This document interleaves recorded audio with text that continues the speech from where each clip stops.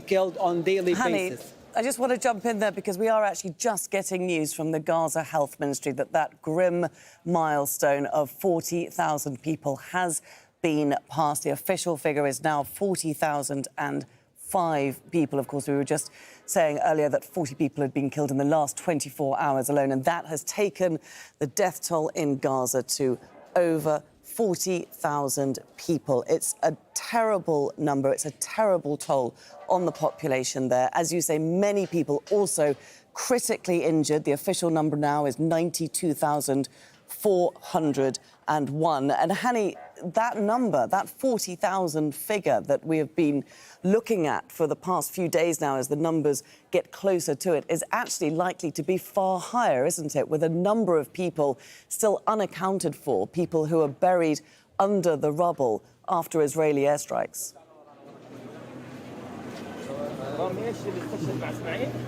Yes, that is correct. The number that we're looking at is, or our reading of this number, or the figures available right now, it's a conservative reading of the number of casualties, whether those who were killed or those who are critically injured. What we're looking at is simply a conservative reading of the statistics on the ground. It's far higher in reality. There are those still who are missing. There are still those that remaining family members have no idea about their whereabouts. They don't know what happened to them, whether they were detained, whether they were buried under the rubbles, or they just gone missing. You know, sometimes people said they just evaporated because the kind of bombs that are dropped across the Gaza Strip, the initial weeks of this genocidal war, the Israeli military intentionally and deliberately dropped what it's called the dumb bombs. These dumb bombs pretty much vaporized entire residential blocks, including people who were staying in these residential buildings or residential blocks have gone missing. And so far we have